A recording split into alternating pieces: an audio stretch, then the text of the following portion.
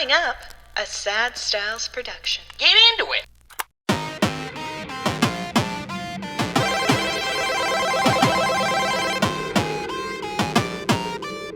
And welcome to the Retrograde video game podcast, where this week we are very, very afraid. We're very, very afraid. My name is Andrew Bascom, and with me as always is the very, very afraid Mr. Bebop himself. My spooky Aaron word. My spooky. My spooky. My spooky. My spooky. My spooky sounds like an adorable thing a Nuno would say to you. This is the Retrograde podcast for another week of Retrograde. Retrograde. I kind of miss Andrew. I was wondering what sounded so weird. I didn't have my cans on. Well, you got to put those I gotta cans put in. the cans on. How do you know what people are saying? I was like, why do you sound like I'm talking to you in real life? It shouldn't be. I But you don't like like- doing that. Yeah, you don't I don't like like doing doing any communications in real life. Usually when we're sitting across the room Yeah. from one another, I ask you to text me whatever it is you're about to say. Totally. I always just get the thing where I walk into the room and I'm like, hey, how's it going? And you just put up a one solemn finger and then tap the recorder a couple of times. And I'm like, I'm not wasting my breath no if we're free not recording. words, yeah. No, I'm excited. Today we are celebrating. I mean, we're not celebrating. what? We are loathing the second week of #Retrograde, my least favorite month of the year when it comes to recording. Otherwise, I do tend to like October, but we're going to be taking a look at the game Don't Be Afraid. The demo is called The First Toy. We know why now. We've played the entire demo actually over on our YouTube channel, so if you want to go find the entire playthrough, you can go do that. What was that, like 30, 35 minutes? Yeah, Kind of something like the that. perfect time for a demo. It was kind Totally. of good. And a good indication of what the overall game was and whether we liked it or not. You're going to have to wait to find out, Andrew, because we got some housekeeping to do. But boy, do we. But yes, I echo everything you're saying. This month sucks. I hated it. This one was a lot tougher than last week. Okay, so yes, last week was Holston. Yes. And I mean, we don't need to relitigate our thoughts on that, but Holston was a whole bunch of good times. Yeah, it was a video game. Yes. Like, it was just like, I'm just going to shoot shit and just zombies. Okay, I don't care. That's great.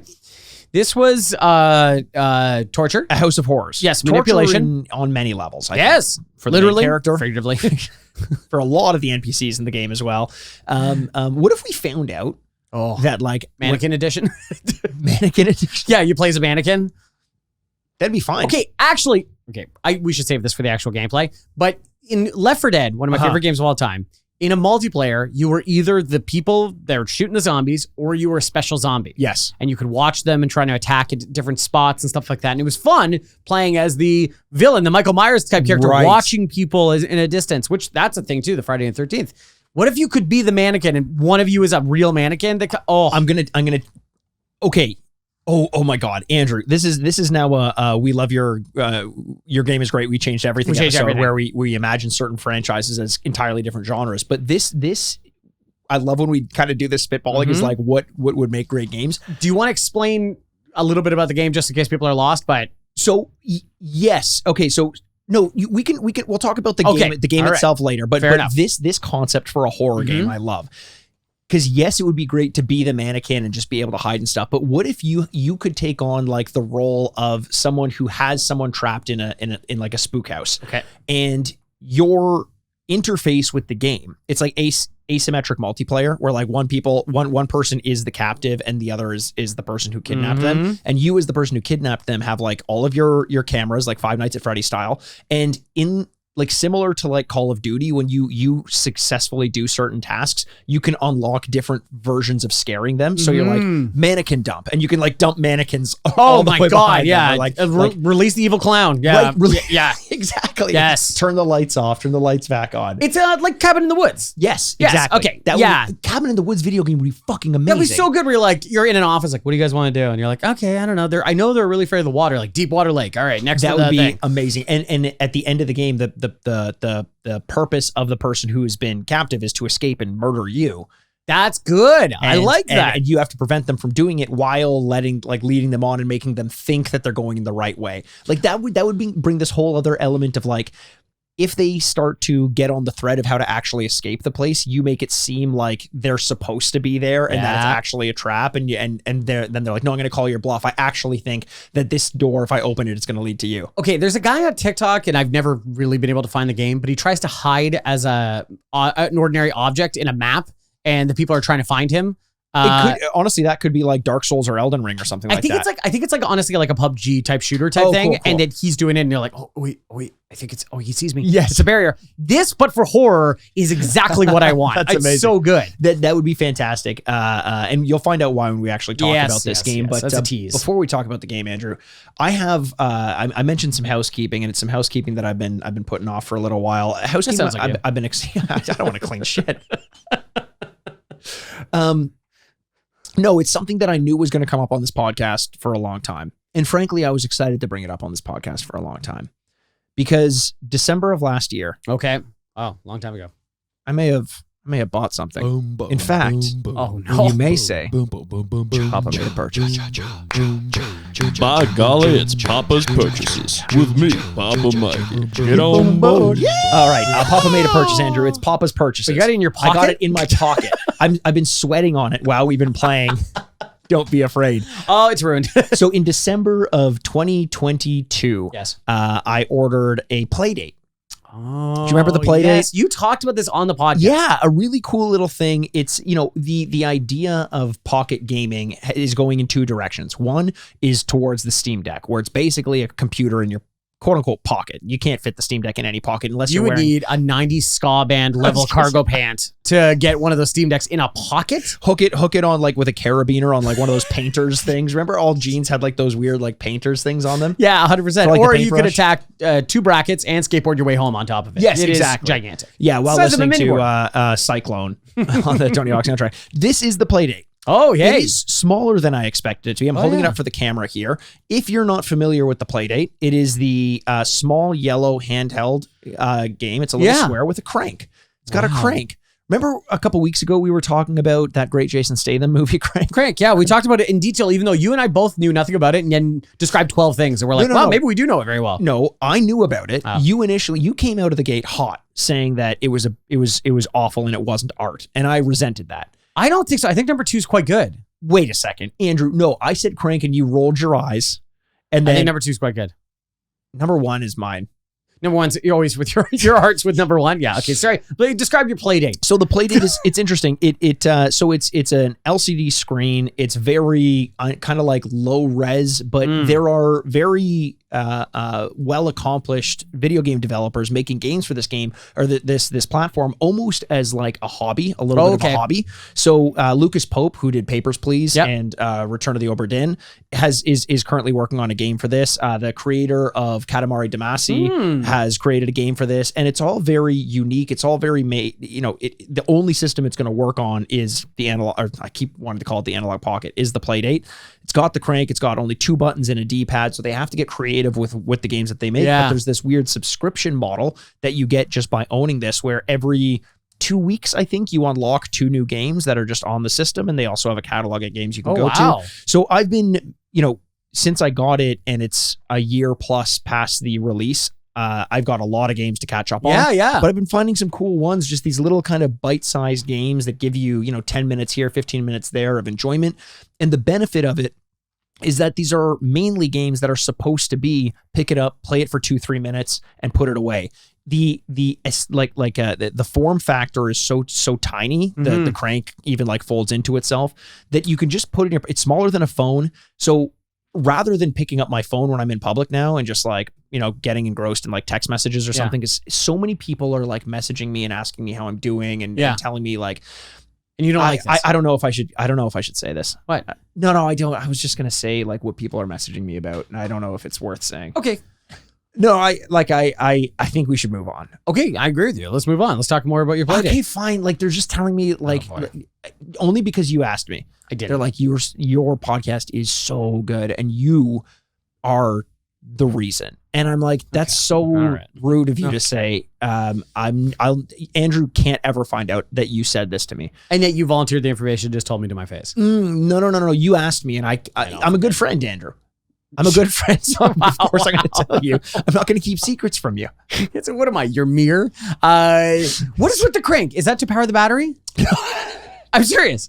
Yeah, do you remember that one episode of Breaking Bad where they had to power the IV by crank? I actually, if it's not for that, what is it for? No, it's implemented into the gameplay. So like so for example, there's a game Bloom that I'm playing where you plant flowers and you plant them on the roof of your apartment, and in order to move the elevator up, you move the little crank. So the D-pad up wasn't like not going to do it, eh? That's what that's for? Well, I'm not trying to take a shot at this thing immediately, but it's like, I really thought it was for the battery. It would be cool if it were. Yeah. No, so one of the You'd have to do it 2 million times, but yeah. Oh yeah, 100%. Yeah. Actually no, given this thing, I bet you could do it. Like you can do it for a flashlight. Remember those flashlights? Sure. Yeah. There have been some really cool implementations of it where there's a game, the one actually made by the developer of Katamari Damacy. It's you control a robot who's running through time, and you can move time forward and backwards by moving the crank either really fast or really slow. Okay, so you kind of like that's try cool. to, yeah. And another one I saw was like a version of Doom in this, like Doom, the first person shooter. And when you get the chain gun out, you start. Oh, that's cool. Yeah. So it's a very interesting piece of hardware.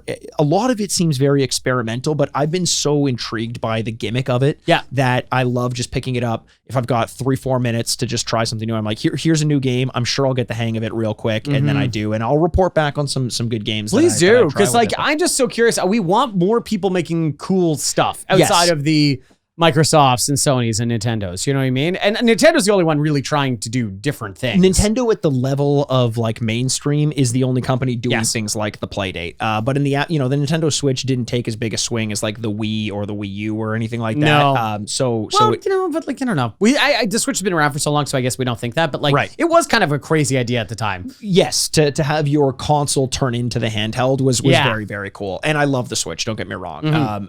But I am very curious to see whatever Nintendo's next hardware thing is. There's no point in speculating right now, but if it's not the Switch 2 and they do what they did with like the N64 and the GameCube when they had a ton of market share and they're like, we're going to change it all up. Yeah. Like we're trying something different. Be very curious to see what that idea would be. That's a good point. Cause it's like, you're right. There's no point in guessing because they're going to do something that I didn't even know, you know what I mean? But, they clearly value handheld, hands-on technology.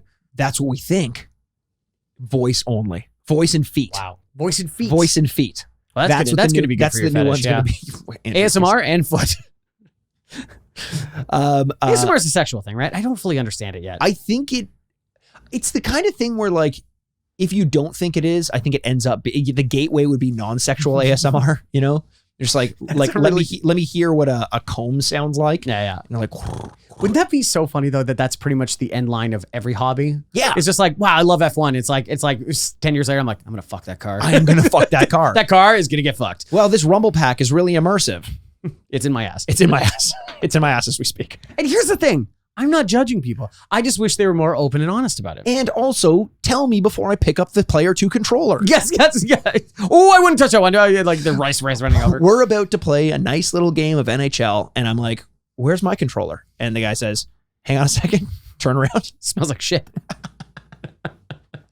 Okay. Speaking of shit, I played a game that is the opposite of shit.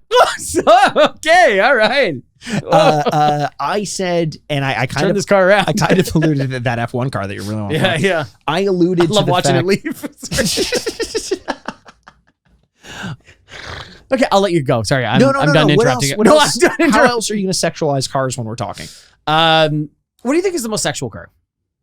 Like type of car, or I don't know, anything. Could be like the Adam West Batmobile for all I care.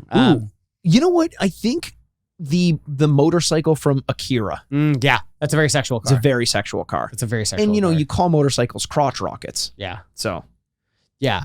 It's already there. I mean, need I say more? Whatever that Tesla SUV, that's the opposite of sex. Oh, the Cybertruck or whatever? The Cybertruck? Yeah. That's the one that's like in high school trying way too hard and you're like, yeah, okay. Although there are some Teslas that are... Do you find sexy? Yeah. Oh, yeah. They're so like they're thick. I'd be more of like a H2, like Hummer 2. It's funny you say that. I was thinking, I bet you a lot of people would go for that. I don't think it's like the BBW corollary of car sexuality. Yeah, I hope that car sits on me. Yeah. Here's an unpopular opinion. You know the car design that Homer made in The Simpsons? The Canyonero? No, but that's a great call. That's a great call. No, we designed one with his brother, who's Danny DeVito, and then he like ruins his career. That car should work. That car should. Doesn't It had it two have like bubbles. a window that like a bubble like you gotta put your head in? You know how the kids are driving crazy, so they're in a different bubble? Yes. That's a great idea. Like, I don't know, whatever. I'm just saying. And maybe I'll have sex with that car. I don't know. I keeping wouldn't my be surprised. field open here. Elon Musk is going to watch that episode of The Simpsons, and the Cybertruck is going to be scrapped like 3 months from release. I have a friend who ordered the Cybertruck in No way. 2019 and still doesn't have it. Yeah. How much of a down payment do you have to put on for a car 4 years ago? They ask you how much you make, and then you base it on that.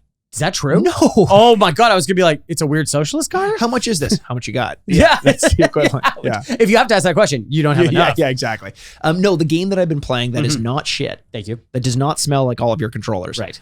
is a game that I talked about last week, saying I would give my opinion on it. A game that I've been talking about all year, saying it's my most anticipated game of the year. It's Cocoon. Oh, Cocoon came out September 29th, available Game Pass day one.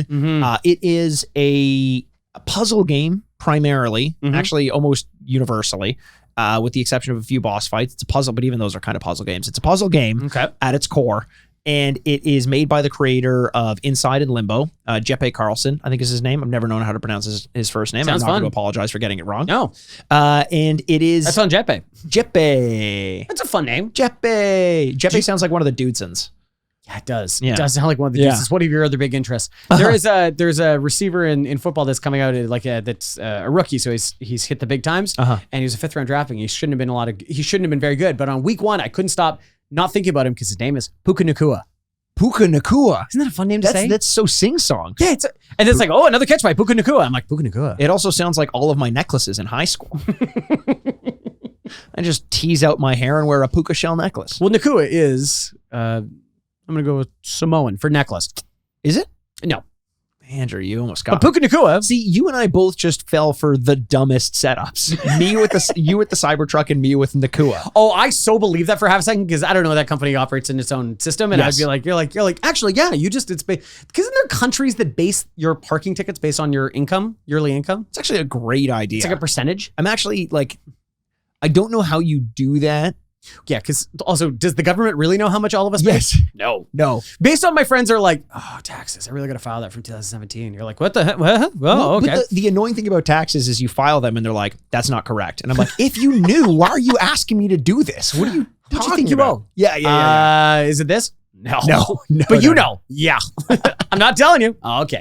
Good. Yeah, but I'll And I punish have you to for pay for the software to file these taxes. Okay, good. Yeah. This is great. This is great. Fantastic stuff. I just don't think we should pay taxes. Yeah. Do you know taxes are actually illegal? There's that person. I am a sovereign citizen. Love those videos. They're just the best. The best. One of the very few times where I immediately side with the cops. Oh, when people are really I'm like, going pull on your gun out. Pull your gun out. Pull your gun out right now. Pull your gun out. Sovereign citizen. Pull it out. Okay, Cocoon. Cocoon. Just like Cocoon, we've been getting like deep into conversations within conversations within conversations, Yes. and that is kind of the premise of the game Cocoon. Oh, okay.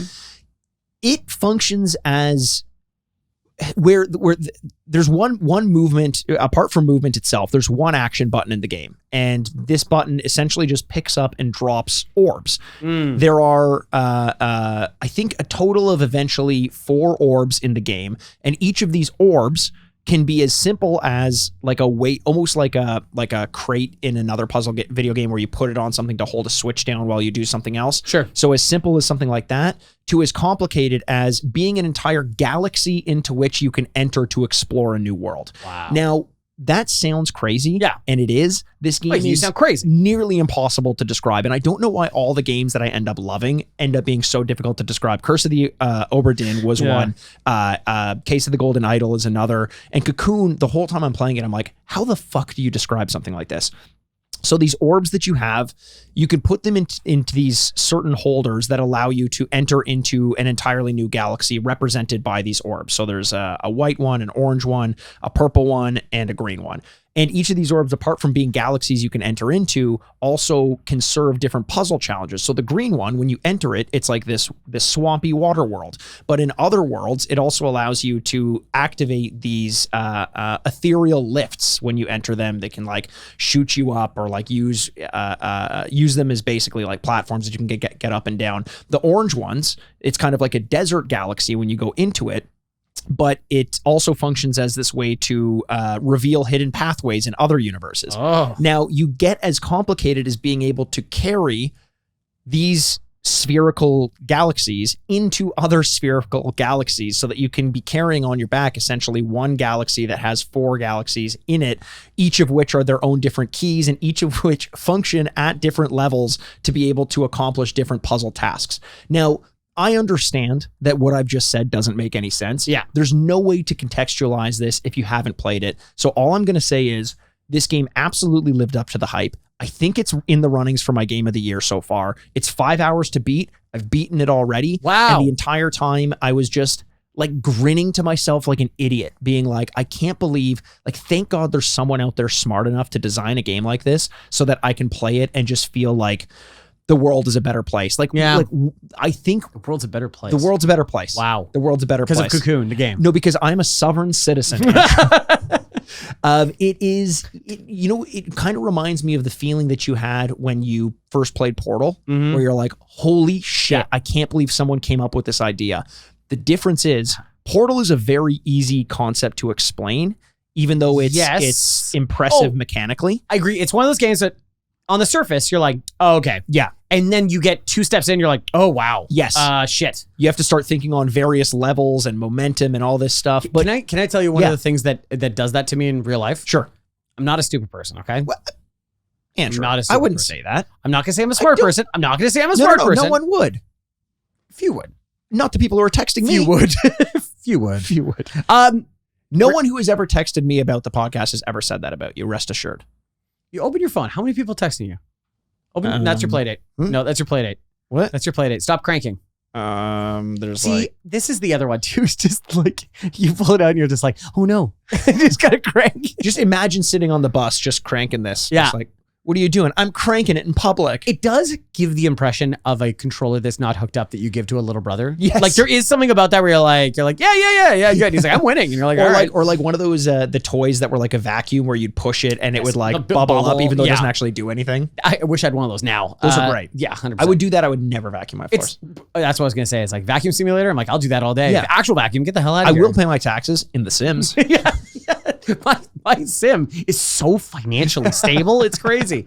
I was going to say roundabouts. Makes total sense.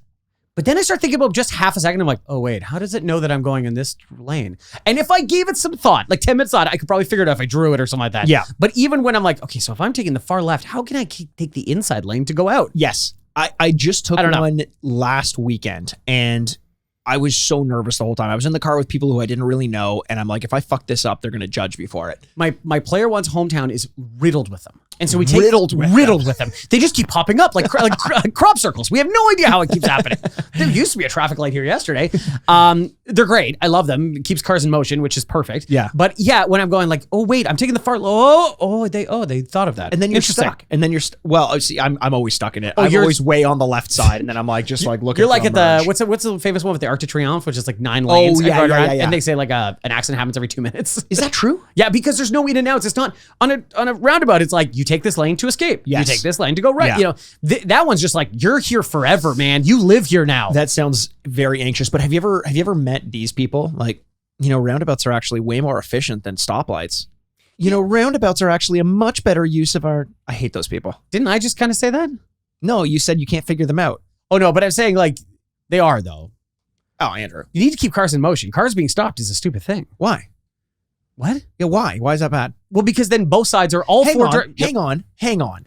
You need to keep cars in motion. Yeah, it keeps cars in motion. What happens every time a streetcar stops, Mr. I love the streetcars? Yeah, streetcars take 200 people. Cars are single people. Yeah. We're not getting into Single this thing. people with more money than the people on the streetcars, Andrew. It should be a percentage. It should be back to the Elon Musk thing of how much is your car? Yeah. Oh, you make $200,000. Interesting. It's 20,000 now. You can pass the streetcar when it stopped. Yeah. Yes.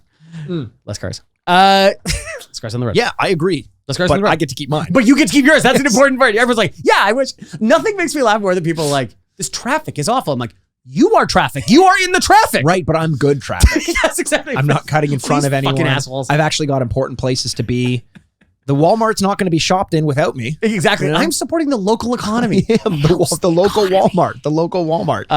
Yeah. This is now Mike and I just yelling about things, but it must feel good for you that Yeah. you had your most anticipated game come out. Yeah. You loved it. I fucking loved it. See, and that's like a good feeling because there's so often, I will say between delays, broken games, and then, games just not being good that Yeah. we look forward to these things and then you're like, oh, that kind of sucks. Yeah, I totally agree. And it's in and around all this time where you get so many AAA releases. There are a ton of AAA releases that I've just been ignoring in order to play games like Sea of Stars, which I don't think I've talked about much on this podcast. Maybe I'll save that for next week. And Cocoon, love them. And I hear people talking about Baldur's Gate, and I hear people talking about Starfield, and I hear people talking about all the great releases that we've had this year. And I'm just sitting here like having a fucking great time with these smaller, more concise things. And I've just come to realize that I think that is my gaming style. All the credit in the world. Like when I say it's in the running, Cocoon is for my top game of the year, my game of the year. I don't know that I would rate it the best game of the year, but if it's my personal top, it may be up there. Right. It's not as impressive as Tears of the Kingdom.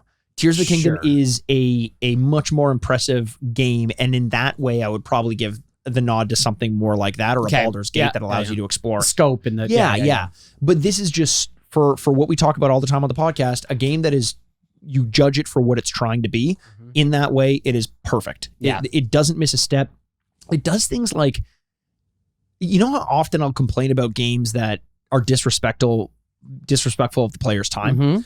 Where and the Queen's English. And the Queen's English. And the Queen's English. Don't be disrespectful of the Queen's English. No, rest in peace. Yeah. Is it the King's English now? Is this one of these I things think that they had to changes? change, because now it's God Save the King, right? It is God Save the King. Yeah. Or did the Queen invent English?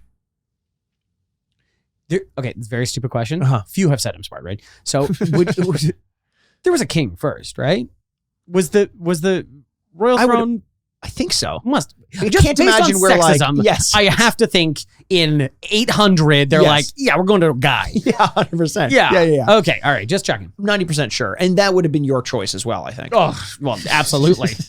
That royalty and pilots. Yes. Pilots. Yeah, only men Only for me. men. Thank Only you very men. much. Yeah. Game designers, game journalists, Oh, okay. Well, I don't know about this. Whoa, this feels like a sexual gate. partners. What feels like a gate again here? I don't know. Yeah. Gamergate. Bring it back. Yeah, Watergate. Gamergate. All Retrograde. good things Gate. in American history. Yeah. Oh, 100%. Yeah. So what I was saying, respectful about the time of the user. This game has a way of, when you've completely finished an area, Okay. it removes organically your ability to go back to that area.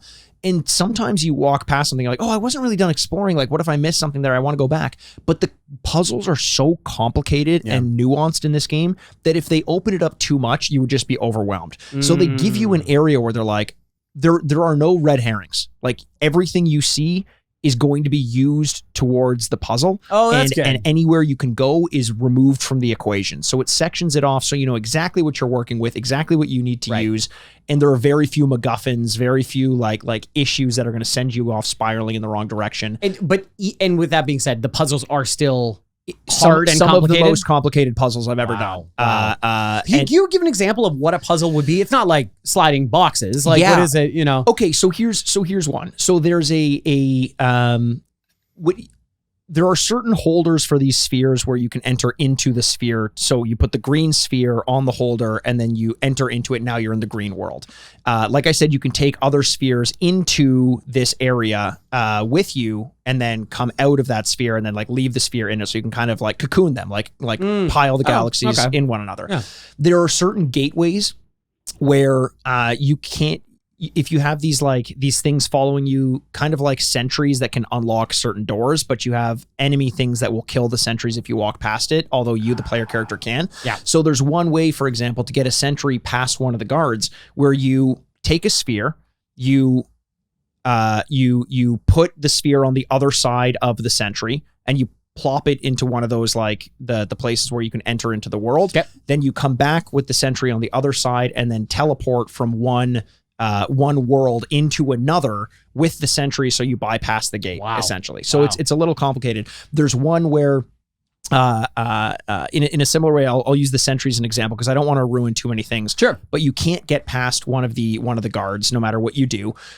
So what you have to do is go into one of the worlds where there's another guard.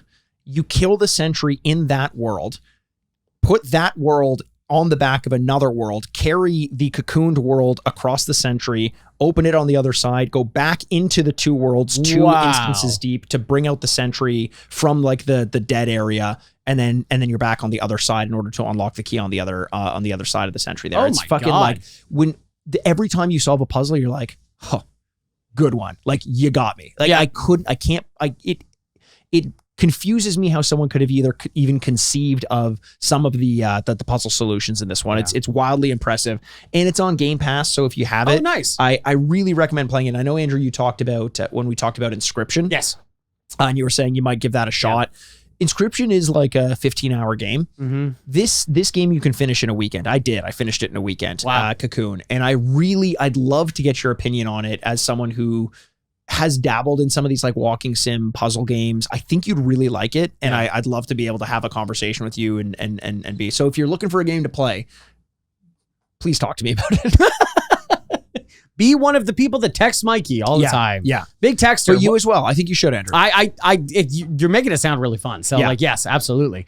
Okay. Well, it is Retrograde. It is I think we Retrograde. waited long enough. I think we've calmed down a little bit. We've cooled off. Our nerves are a little bit chill. I'm still a little sweaty. Yeah, I kind of am too. Actually. We played Don't Be Afraid, the first toy, the demo. We played it before recording this, and I legit was profusely sweating from my armpits when we were doing it. If you know anything, you know the Retrograde. We play scary games, and this was, I will say, Halston was great, but this was the first legitimately scary, canonically scary game that we did, and we're gonna ruin the demo. Yes. So, do that what you will. I don't believe the demo. It's its own contained story based on what we saw. So I don't think we're ruining too much. And if you wanted to go back and play, Don't Be Afraid, I think you can still do that and listen to us talk about this. This is they title it a prologue to the actual main story. Yes. So you literally play as a different character in the main story for obvious reasons. At the end of the demo, but go out and play it on Steam if you want, or go onto YouTube and watch it. It's like we said, like 30 minutes, 35 minutes. We get the shit scared out of us. Like Watch us play it right off the gate. Holy. So it was developed by Broken Arrow Games and published by Hydra Games SA. It's Broken Arrow's only game, and Hydra is only credited with one other called The Last Show of Mr. Chardish. I wonder why that didn't take off. I don't know, but it looked pretty cool. It almost looked like the Imaginarium of Dr. Parnassus or whatever. You know, that last Heath Ledger movie or whatever? Yeah. Was that the last? Oh, yeah. Yeah, I think so. Because it was Heath Ledger's character ended up being played by like 4 other actors. Yes. It has that kind of aesthetic to it. I couldn't find out much about either Broken Arrow or Hydra Games, but I think they may have been purchased by another publisher called Untold Tales. Oh, okay. Because they seem to be credited with this game as well. It was released in July 2020. The demo was. The full game launched in December of 2020, even though the demo said October. Apparently, there were things going on in 2020 that may have prevented video games from coming out on time. I don't know what those could be. Yeah. This game eventually made its way to the PS4, Xbox One, and Switch in 2022. Wow. So good for it. The story, you're a child and you've been kidnapped and trapped in a basement. Yep. Don't love it. They do really go out of their way to hammer home the fact that you are a child. They do it all the time. Perspective wise, that's a big one. Yeah. You are much lower to the ground. You see large, adults. Yes. Style human beings, Adult whatever style forms human yes. beings, and so you can see the size difference, and on top of that, text reminding you all the time, like you are a child. There's literally at the very beginning of the demo a reminder that you're a child, and you'll see things like a child sees them.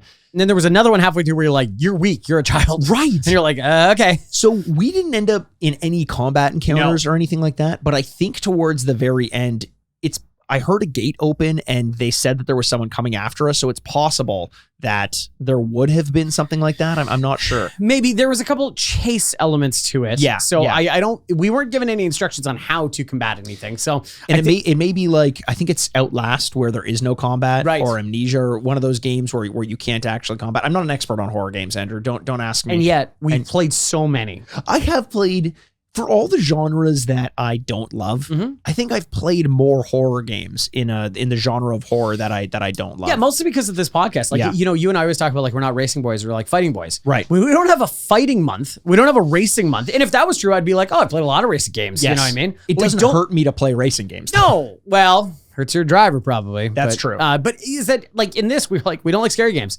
Yet! We keep doing it. So many scary games. Because people love how much we hate them.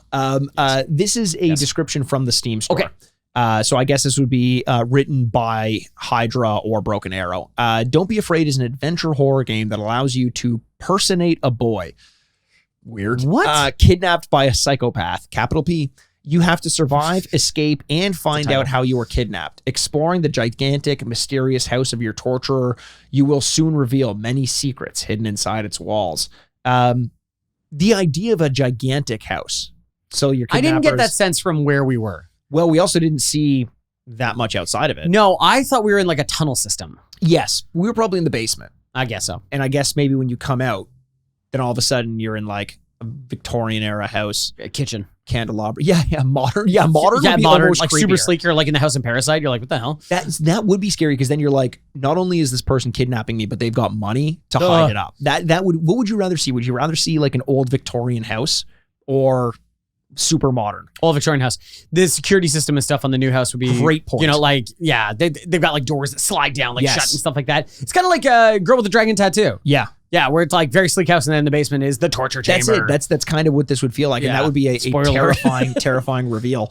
Also, if I came out and it were a Victorian style house, I would just start kicking walls. Like Yeah. I'm sure There's if you so much give me a asbestos couple in that kicks, house. Yeah, really poison them from the inside. exactly. I could just barrel my way through it. I would Kool-Aid man my way through the walls. It would be There great. is a Andrew-shaped wall. Where'd he go? I think this way. It's through 4 walls, the same. You can see light through in them. Before we get into our review and our impressions of the game, I got some Steam reviews. Okay. So to give us, I'm curious what they think. This is a game that is very well received on Steam. So And just to be clear, the demo or the actual game? both of them. Okay. In fact, I read a few reviews that basically said that the demo was the best version of the game. It encapsulated everything, and I can kind of see that because see that too. after you beat the demo, they show a video that's kind of like teasing the rest of the game, and it looks much more unhinged and not in a good way, much less grounded. Why don't we get to that at the end? Sure. Because I have some thoughts on that. Because, yeah. Okay, so we'll do the review and then we'll kind of do a quick walkthrough Sure. of our memories of the Yeah. demo. So Kiritas on Steam gave it a thumbs up and said, "This is why adults don't keep any toys other than the ones for pleasure." Also, I guess this the was fuck? a toy for pleasure when you think about it. It's like a sex toy joke? I think it is. But also, you don't keep any toys in your house? I got like action figures and stuff. I had to get rid of a lot of mine. Did you really? Yeah, when I combined households with my player one, I realized how much junk I had. I keep finding ways to store more junk. I the joy that I get of buying something very specific and unique, and I'm like, yay! All right, I'm gonna put you up here. One day, I feel like my player one is gonna like open a cupboard or something, and just Funko Pops are gonna tumble out. She's like, "I thought we got rid of these." How did she die? Oh, a tidal wave of Funko Pops. She Funko opened that Pops. closet she wasn't supposed to open. Yeah. So that's a good review by Kiritas again. Folian Stift. I don't know. If you make your name like that, don't expect me to pronounce it. Yeah. Thumbs up. Male mannequins have juicy butts. Really enjoyable game. No. Male mannequins Have do the not tiny ones. have tiny little Hank Hill butts. But they're super into propane. Some of the mannequins did. They were real caked up. Some of them were all kicked up on a Tuesday night. And it turns out there were real bodies in the mannequins. Yeah, that part wasn't really explained. Yeah. So, well, I guess Let's get Let's started. just talk about it. Yeah. There's a letter you pick up. Well, no, okay, wait. Do you want me to just explain this Yeah. part, I guess? There's a letter you pick up, and this was the part that really made me laugh. But the idea in video games that somebody's leaving you a letter and you read it and you're like, huh, whatever. You just put it down is a very funny idea in the Yes. first part to me for someone else to read it and go, oh, very interesting. I'm learning something about them. This was written by somebody else that lives with him. We're assuming a family member from Right. the kidnapper and crazy person. Right. Jonathan, I think. Or I think something? there was Franklin and Franklin, that's one it, other. excuse me. Yes. And Bash. And the person's like, hey, I know you're doing these experiments, but when you chop up these bodies and put them into mannequins, those mannequins seem to walk around at night. And it's freaking me out. I don't like it. No, that was about the torture victims. He started experimenting on the torture victims, and he's like, "Can you at least keep them on a shorter leash? They're scaring the shit out of me." I thought it was that the mannequins keep moving around, and he's like, and they're like, hey, can we cap this thing? Like, can we stop this? Which is just such a funny idea to me that there's a crazy family that knows that one of their family members is killing or participating in it. Yes. And still is like, hey, this is too much for me. That's it. Yeah. The you've out crazied the crazy sort of thing. Yeah, Like, that's great. So this is where we have to let's start at the beginning, Yes, let's start because at the it seems like this is going to be a very straightforward House of Horrors as coordinated by a kidnapper. Yes. But there's very clearly like an otherworldly element to this game There's as some well. mysticism or something. Yeah. Which I don't love horror, but if I'm going to love it, I want you to pick a lane. I don't want it to be both. You know what I mean? I totally know what you mean. I would say the things that affect me more are real things. Yes, 100%. The second you go like, well, there's an orb, I'm like, oh, good. I'm not going to be as scared anymore. That's fantastic. Or a killer clown. It's like, seen it, done it, don't care. Have you ever seen the videos of like the people who dress up as clowns on like the highway and they like try to scare people and like walk towards, or like they hide in forests and like walk out on kids and stuff There's like that? videos of this? It's become a Like, thing from their perspective? from the clown's Yeah, perspective. like going like, we're just trying to have a good time. Oh, okay. I thought it was like advocating for them. No, it's people who've like they'll be walking in a park at night and then someone dressed up as a clown like dragging a chain will like come up to them or something like that. Oh, no, I Or haven't like seen chasing these. after cars. And apparently it's just this like it's this thing that people will commit crimes dressed as clowns and like try to scare the shit out of people and just try to intimidate them and stuff. And every so often you see a video where the person like lashes out at them and then the people in the clown outfits like, it's just a prank, man. It's just a prank. It's just a prank. Once you say that in any capacity, clown or not, I hope you get I your hope head you taken off. Yeah, I hope that person's allowed to get so many licks in on Yes, you. Like, yeah. it's crazy. I love watching those videos. Those are my favorite. You feel like a real revenge video guy. I love revenge videos. See, that's I not- love I don't revenge think that's videos so healthy. much. Andrew, nothing on YouTube is healthy. Well, if you're watching this ASMR. on YouTube, ASMR is very healthy. I love the sound of a comb. Is this doing it for you? Oh, That's good. Yeah. I'm gonna rub the Can you mic. feel like the tingles on the back of your neck?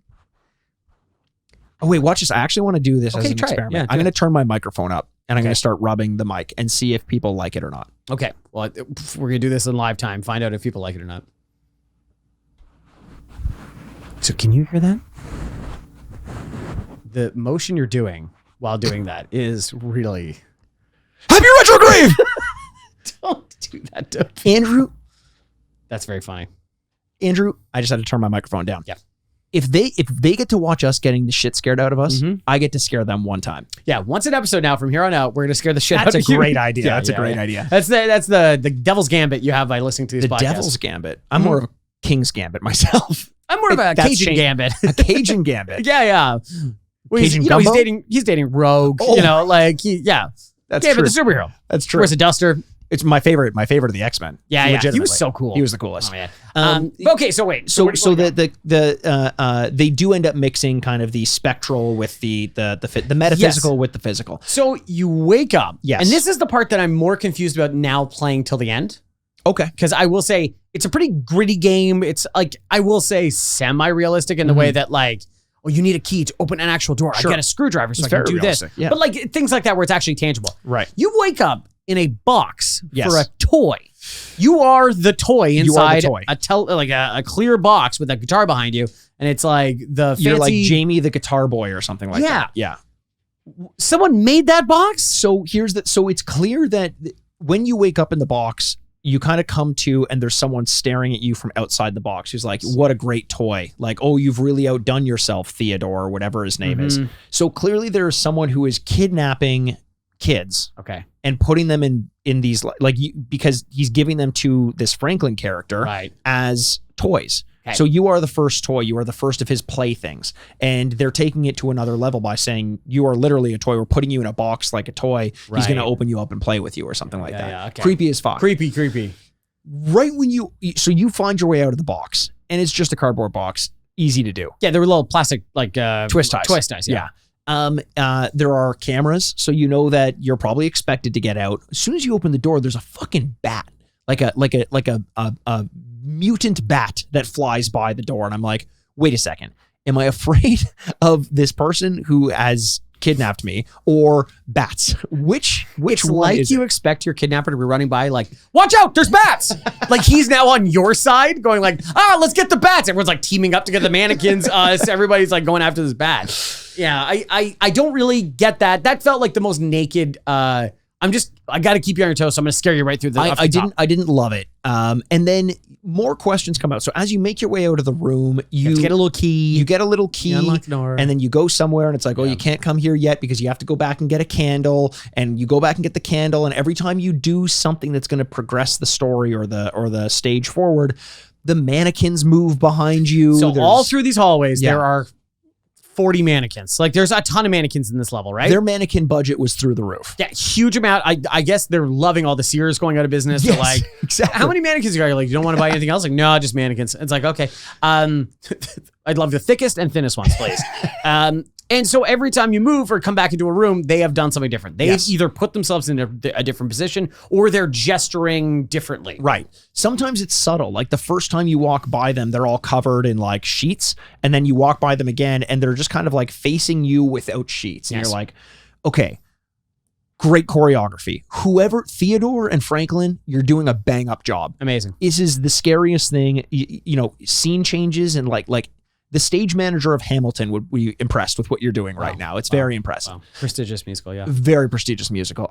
The scene changes in particular are very impressive. The whole stage rotates. It rotates the whole time. You got to be out of your mind. That's the most creative thing I've ever thought of in my life. You are more out of your mind stage managing Hamilton than kidnapping little kids and giving them to a relative. Okay, I don't want to get too much into this but I know there's like a big... Okay, child trafficking is a real thing, kidnapping and stuff like that. But isn't there like also like a very online conspiracy thing about child trafficking and stuff like that? Like that Sound of Freedom movie came out, which is about child trafficking, but it seems to be like a big thing of like the second we don't like people, like probably trafficking children. So I don't know if this is, I don't want to say these two things are connected, but I feel like this is a very hot topic. I don't know. What is your thesis right now? I don't know where you're going. I'm just saying, I just hope these two things aren't connected where it's like, it's a very real thing that if people have perverted into a thing that they have now made their like real bailiwick. And now this video game company is like, you know what? You guys seem to care a lot about this. I see. You know what I mean? You know what? I think we've always cared a lot about kids being kidnapped. I actually think that if anything, it was almost distasteful the way the game did it because they very blatant from the very beginning, the guy comes in, he's like, he makes a point to say, how old are you? 11 or 12? Yeah, like, oh, you're so pure. Delicious. You're so, yeah. And I'm like, I don't think we need it. It's gross enough that we've been kidnapped. I also think it is tremendously weird to be a child in this thing, to make you be a child experiencing this. I think 100%. It's really rough. I think that there's an idea there, which is kind of interesting, but like we were talking about recently, like Rockstar doesn't put kids in their games. And they don't put like dogs in their games. Or maybe, no, they do put dogs in their games. They put dogs in Red Dead. Yeah, they used to not in GTA, but they didn't put kids in the games for sure. Are there kids in Red Dead? There are kids, but I think they're all characters. I don't think there are like NPCs that are just running around. Which is a very obvious choice. Tell me if I'm wrong, though. I know it's unrealistic, but it's very uncomfortable to have kids in games, and being one and all the implications that adds. Yes. From a gameplay perspective, cool. I'm at hip height. When they make a point to tell you you're a kid and you see things like a kid does, one of the ways that manifests is if you go to a place that's too dark, your character says, it's too dark, I'm scared, and you need to come back with light. But a mannequin is like, I'm going to kill you, and you're like, okay, that's fine. I'm going to wander off in this direction with the bats. Right. So another big part of this is these candles that you have to get. Yeah. Because the child is scared of darkness. Yes. Not mannequins that are alive. Right. Well, mannequins that are alive are pretty dark. Right. Yes, I agree with you. They're most of them covered in blood too. So is that this creates a little bit of a repetition thing where you can go to areas, the candle will get blown out by a mannequin that has, thank God, a little tag on it with a little whirl that shows you that there's a fan. When you walk by, it goes, which is a scary sound. Very scary because it means like there's somebody making a choice. That's it. Yeah. And so it creates repetition in the way you got to go back and get another candle, got to go back and then the mannequins have moved and they've done something different. So it's kind of like a little puzzle in a soft way. And then it's just more of a trial and error thing. There are keys, there are, little things you can pick up. I would say in the demo, very few things you can pick up. Yeah. A key, a couple keys, a screwdriver, a bag, and a bunny. We didn't find a use for the bunny. No. I wonder if there was something you could do. Maybe if somebody was chasing us, we could throw the bunny at it or possibly something like that. Okay. So you make your way through. The first part is very clearly like it's almost Resident Evil in its puzzle. It's like you need a big rusty key to open this door, so you got to go back and get it. And when you go back and get it, the landscape of the mannequins have changed. And you come and you find your way to this one place where it's like you need to take the fish head of one yellow mannequin and put it in the hands of this red mannequin, and then that will change things because of reason. a picture graph that was on a wall. But also, one of my favorite experiences on this one is you go get the fish, you pry it out with your screwdriver that you picked up, and this one's in yellow. Every other one's in kind of a grayish white. You get the fish, you put it into the bloody mannequin's hands, and then it opens up and it changes so that you can get into a door.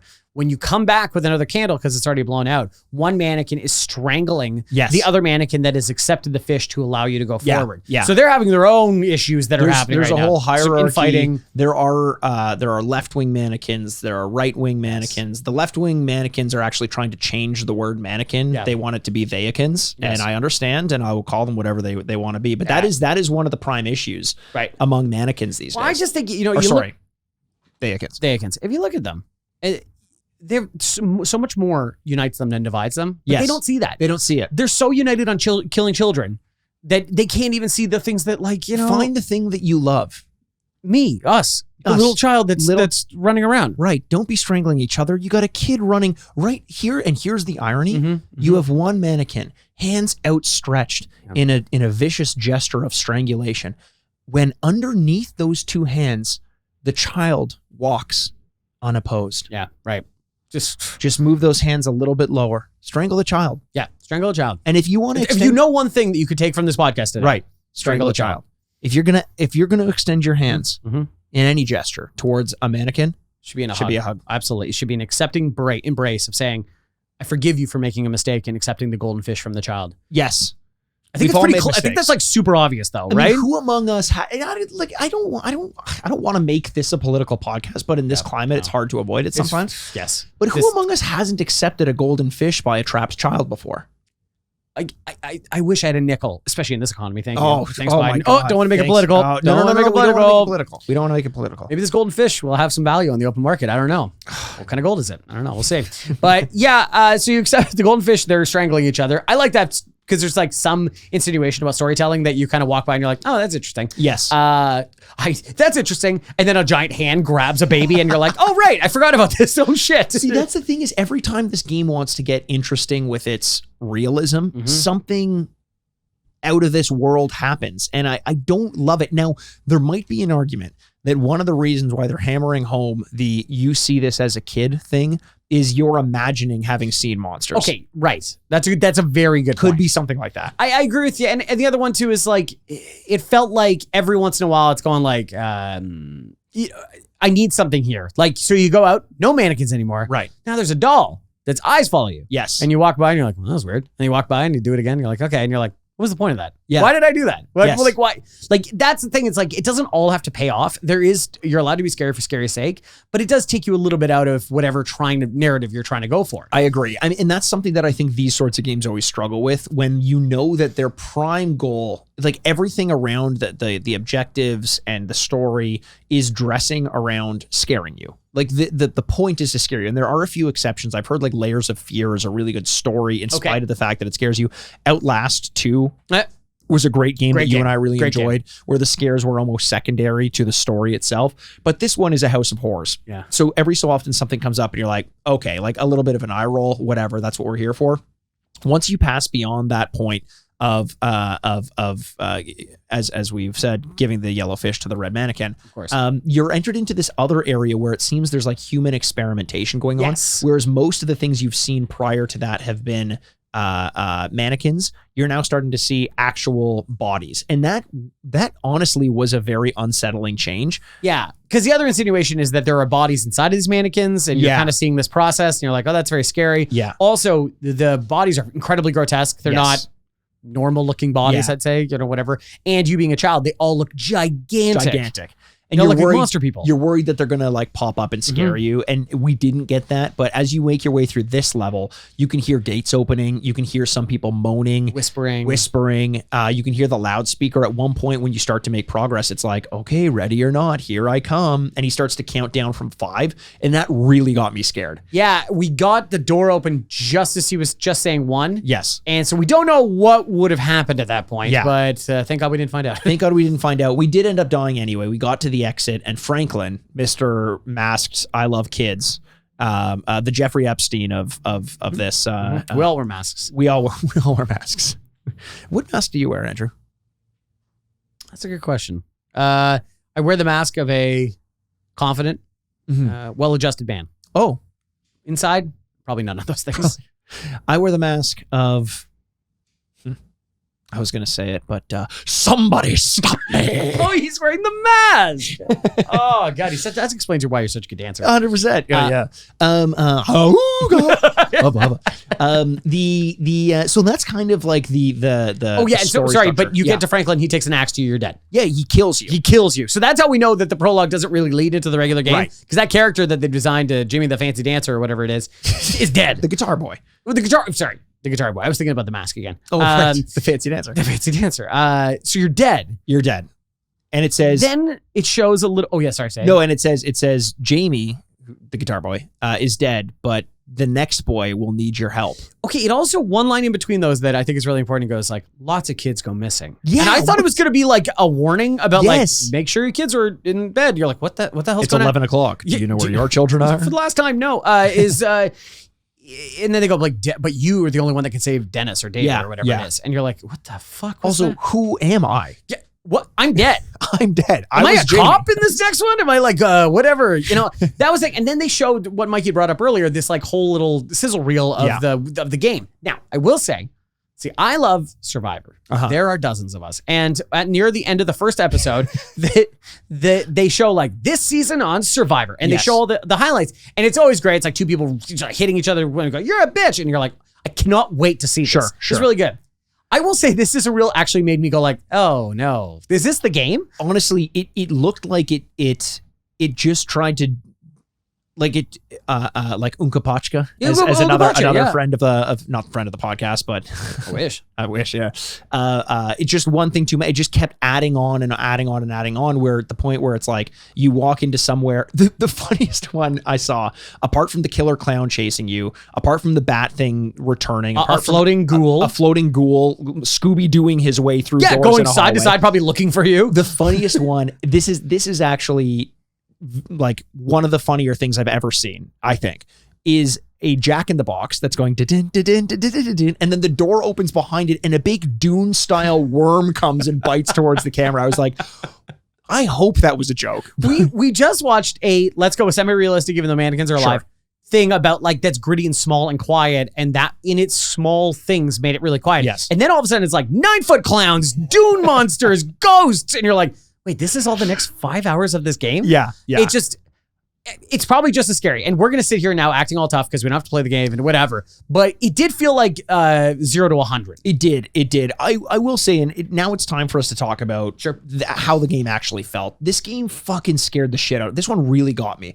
I remember last year when we were playing Slender and playing it for the first little bit. And then when you kind of see the first scare, you're like, I got this. Yeah. Like it's scary. But I think I understand. I know what the function of the Slender Man titular himself is. But then I started to play like Poppy Playtime, and that one was scary, but the scares were interspersed a little bit farther apart. Okay. This one was like, I even said at one point when you were playing, I was like, it's been 2 minutes. Something's about to happen, and literally at that moment something happened. Yeah, there is a formula to these things. You imagine they do have a stopwatch though. Like we're like, okay, it's enough of this. I agree with you. It's funny you say that because like once you see the Slender Man, it becomes less and less scary as you go on. It's kind of like aliens in movies. Once you see the alien, you're like, okay. Actually, No One Can Save You came out on Hulu, Disney Plus. I think I talked about this last week a little bit. There's aliens in it. It's kind of an alien horror movie. It's really interesting. Except they show the aliens very quickly. Just I think get you over that idea. In this game that we just played, I think the scares continued on in a really good way. It's not like we saw the mannequins move and I went, well, now I'm not afraid of mannequins moving. No, every time the mannequins moved, I was like, shit. Because they had a way of just positioning them in places that would scare you. It made you realize that anything can happen at any time. Literally every time I turned the camera around, I was worried that I was going to see something change or something pop out at me. Now, so much so Mikey would close his eyes and go, tell me if something's behind me. And I'm like, you got it. The difference is in a game like this versus even Poppy Playtime, the scares felt cheap in this game. It felt like because they could happen at any time. Yeah. There was no, I was never like, oh, that was a good one. It was always like you open a door and there it is. But like you open a bunch of doors, so that could have been anywhere. Yeah. You turn around a bunch of times, so that could have been any time. There's nothing earned about it. You know, like Poppy playtime, the first time Poppy comes out of that door, the way it happens reminds me of like the tall guy from It Follows. He just kind of like worms his way into the room. A big person in a small door. Yes, exactly. And there is a sound cue, but the sound cue isn't what's scary. The sound cue is just unsettling. What's scary is everything that's in front of you. Whereas the first scare that you get, and most of the scares you get in this, like when the bat came by the door when I opened it, was just a really big sound cue and a flash of something being there. And that's cheap to me. Okay, that's interesting. I think there are cheap scares in this game. Yeah. But they're not the scares that I'm going to remember when we talk about this game in a month from now. What are the scares you would remember in this month? I would say it's all mannequin-based stuff. Sure. Mannequin-based stuff. I even think those tortured victims, we didn't really talk about that are in the cells, add a really good level of creepiness. Yes. And even though that scare doesn't pay off, like eventually one's gone. Yeah. You're like, what's going to happen? The fact that they're there is always in the back of your head going like, man, one of these things might get out. That's a good point. The restraint with that was really good because every time we walked by, I'm like, this is the time we walk by where it's going to jump out at me or the door's going to be open or it's going to be gone. And that never happened. Totally. There is a moment where Franklin or whoever it is says, there's an intruder and they start getting riled up and you're like, fuck, we got to run. And that's a good use of it. I would say the two really cheap scares are the bat in the beginning. Yeah. And then a big hand grabs a doll. Yes. And it doesn't really pay off. Yeah. And maybe in the game it will, who knows? It is a demo after all.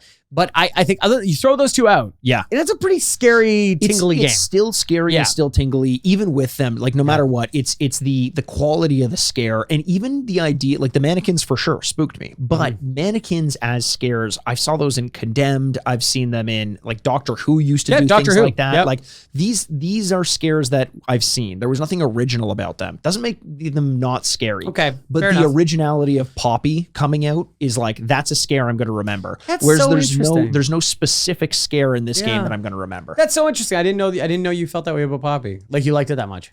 I didn't like it. Okay, yeah. We're using this as like not enjoyable, but memorable scare. That was one of the best ones. There were also a bunch in like the goblin or the ghoul, the bald ghoul in Mortuary Assistant. Love that bald ghoul. There are some good ones and some creative ones. But why don't we get into this, Andrew? Yeah. I'm really the bald ghoul of this podcast when you think about it. Oh, what does that make me? The dead woman. The dead woman on a slab. I'll take it. Hey, we all got parts to play. Honestly, she was ripped. We ripped her open as part of the. I did do that thing that mortuary assistants or morticians must do, where I'm looking at the sheet and I get to see like she's A2, and I look down at the body and go, good for her. Yeah, she looks great. Exactly. And there's no way as a human being you wouldn't do that. Like 52, like, oh boy, you look awful. Okay, well, time to cut you open. The bald ghoul's like, yeah, he's like, oh, and he goes back. Like, I bet you the ghoul has like a very good, like a solid core. He's got strong core strength? Yeah. I bet you. He gets up on a filing cabinet so goddamn fast. Very quickly. Yes. Shaking his head all around. He's got a real strong neck. It's amazing. He's doing jujitsu, I guess, or something like that. He's holding himself up on the window. Like, I can scale us out of a building. It's amazing. Do you want to give some scores? Yeah, let's do it. So as we always do, we give the games 2 rankings. This time, because it's Retrograde, we give these games 2 rankings out of 4 bits each. 1 is the ranking that we give this game based on just its scariness alone. We're rating it 4 bits out of scariness, and the next rating we give it is going to be its rating as a game. How enjoyable was the game itself? So Andrew, why don't you start off and give it your scary rating out of 4 bits? Okay, it's funny. I'm not going to try and predict your score here or play defense or anything like that, but I think we're going to disagree on this. I found this game very scary. Yeah. And I found this game very scary, not because of the actual scares that it paid off and went, scary, and you're like, that's very scary. But during the game, during the 30 minutes plus of gameplay, we were scared the whole time. Yes. There was not a second where you're like, oh, thank God, I can relax now. This is so silly. You know what I mean? And because of the propelling story, whatever gameplay, you didn't have that moment of going like, okay, what are we supposed to do? That takes you right out of it. I even made the joke about that during the gameplay. And I was funny. That was the only brief couple of seconds where we're like, okay, what are we doing? You are scared the whole time. Yeah. Now, does it give you the heights of like the screaming over and over again? No, but that's 30 pulsing minutes. Yeah. And so I'm going to say this is very scary. I'm going to give it 3.5 out of 4. Yeah, I hear you on that one. I think what this game is missing a little bit is I'm missing the word for it, but like the procedural scares, like Mortuary Assistant had, where in a game like this, when things start to drag, because it's kind of a puzzle game, and you're like, wait, what is the game asking me to do right now? Like when we got the candle and we didn't know that we were just supposed to enter the dark room again, we wandered around and nothing happened for those 3 or 4 minutes. If there were procedural scares, like something that can happen randomly, I would always be on edge. But I was kind of in my mind, I'm like, okay, nothing's going to happen until we hit the next point. So I did feel a little bit of a break there. Whereas in Mortuary Assistant, if we didn't know what we were doing, we got punished for not knowing by the ghoul poking his head out through a door or something like that. That's a good point. However, I agree with you. I was on edge the whole time. I was very scared at this game. You were. And while I don't think the scares were incredibly original, I think they were incredibly effective. And I would assume that, I'm a scaredy cat, of course, so it worked on me, but I would assume that those sorts of scares would work on most people. I'm going to give this one a 3 out of 4. A 3 out of 4. Okay, so 3.5 and a 3. That's going to be a 6.5 out of 8 for scariness. Yeah. Pretty good. And then we're going to do the next 4 bits that we're going to be giving it are just our overall thoughts on the game. What do we think of the game? It's an overall score. What do you think of the game? I don't know. It's scary. And if that's the thing that it's trying to do, then congratulations. Sure. You scared me. So that's really good. Other than that, though, it's incredibly basic. Yeah. And I think some of the storytelling elements of it in the game are a little icky. Yeah. I have no problem. I know horror is supposed to make you feel uncomfortable. Not like that, though. Yeah. You know what I mean? Yep. I don't know. Something about that, the child endangerment part, I just kind of couldn't get my head around a little bit. I couldn't imagine having a kid and then trying to play this game, too. Oh, true. People always talk about that, too, like movies or games or stuff, reviewing them. They're like, the second you have a kid, you're like, yeah, really, it's not as much fun anymore. Yeah, I hear you. I hear you. So I don't think that's that great, and I think it's very simple, yet I was scared the whole time. Yeah. And so I think that's a pretty good thing for a demo, to accomplish its own little isolated storyline. I'm going to give it a 3 out of 4. 3 out of 4. I'm not quite there with you, but I hear what you're saying, especially when it comes to it accomplishing what it was trying to do. Yeah. However, if you take story out of it and you say that this game is just a game that's meant to scare you, this is a house of horrors, I think other games out there, like if you're comparing 1-to-1, do a much better job of it. So I would hope that the story would kind of propel it. I think by default, a House of Horrors game is going to get like a 2.5 out of 4 if it has pop-out scares. Sure. In order to get to that 3.5, 4, it has to be engaging as well, like an Outlast was. Outlast is the one that I always think of. I was very curious to see what was going on in that world. In this one, it really felt like they were trying to be gross and they were trying to be horrific. They were going out of their way to show instead of, I know you're supposed to show, not tell, but they were showing too much. Whereas in horror, I think what gets really scary, like with the aliens, is letting us imagine what's going on. Yes. The unspoken thing would be that you are a child. But once you have the person saying it to you, it's like, okay, now you've imagined that this is gross and scary and you're shoving it down my throat. And I don't like that. Don't shove things down my throat. No. So I'm going to give this one a 2.5 out of 4. 2.5. I was engaged with the premise of, escape your captor. That's always going to work for me. And it wasn't bad, but it didn't do enough to propel it beyond that. Oh, no, I think that's a totally fair argument. So we're 0.5 off for both scary and overall. That's interesting. So that's going to be a 5.5 out of 8 for our overall scores. Yeah. You know what? That was good. This is, if anything, I hated it. Hated every second of it. Yes, Don't enjoy despised playing it. Was so relieved when it was over. Yes. Yet this is kind of at its heart what RetroGrave is. That's true. It feels at the end of the gameplay sections like I've just finished writing the LSATs or something like that. Sure. Where I'm like, I knew it was coming. I prepped myself for it. I don't think I did great, but I'm glad that it's in the past. That's a really good way of putting it. So if you haven't, please go over to YouTube and watch us play that game. It was a lot of fun, and we'll have some more content coming up soon with RetroGrave. But until then, we love every single one of you, and we can't wait to talk to you soon. My name's Andrew Baskin. With me, as always, is the bad boy of podcasting, Mr. Bebop himself, Mikey Scarenworth. Mikey Scarenworth. That should be every week. This is the RetroGrave Podcast. Game over. What is it? Furnished by Sad Styles Productions. Rest in pieces. Like the mannequins.